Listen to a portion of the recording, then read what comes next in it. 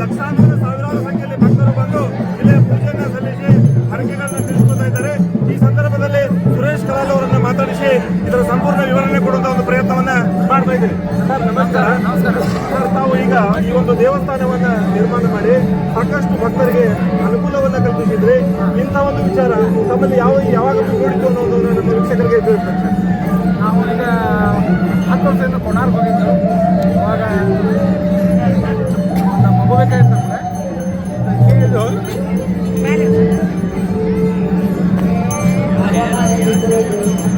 ಅದಕ್ಕೆ ನಾವು ದೇವಸ್ಥಾನದ ಪ್ರೆಸಿಡೆಂಟ್ ಮಾಡಿದ್ದು, ಆ ಪ್ರಕಾರ ಪ್ರೆಸಿಡೆಂಟ್ ಮಾಡಿದ್ದು.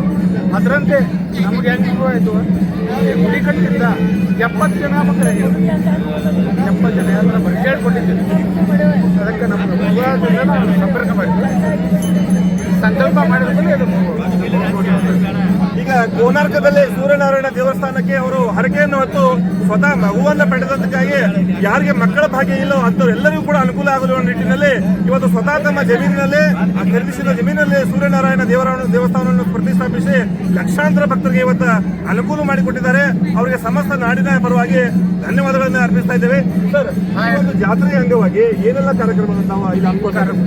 ಪ್ರತಿ ವರ್ಷ ನಾವು ರಥೋತ್ಸವ ಮಾಡ್ತೀವಿ, ಆಮೇಲೆ ಜಾನಪದ ಸಂಗೀತ ಕಾರ್ಯಕ್ರಮ ಮಾಡ್ತೀವಿ, ಆಮೇಲೆ ಕುಂಭಮೇಳದಿಂದ ಪಲ್ಲಕ್ಕಿ ಉತ್ಸವ ಮಾಡ್ತೀವಿ.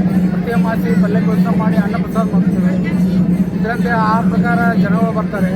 ಆ ಪ್ರಕಾರ ನಾವು 7 ವರ್ಷದಾಗ 70 ಜನ ಮಕ್ಕಳನ್ನ ಪಡ್ತಾರೆ.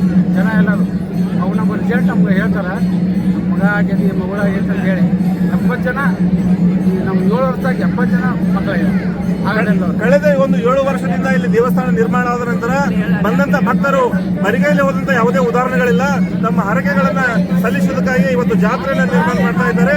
ಎಲ್ಲ ಬಂದಂತ ಭಕ್ತರಿಗಳಿಗೂ ನಮ್ಮ ವಾಹಿನಿ ಪರವಾಗಿ ಧನ್ಯವಾದಗಳನ್ನು ಸಲ್ಲಿಸ್ತಾ ನಮ್ಮ ಎಪಿಸೋಡ್ಗೆ ವಿರಾಮವನ್ನು ಹೇಳ್ತಾ ಇದ್ದೀವಿ.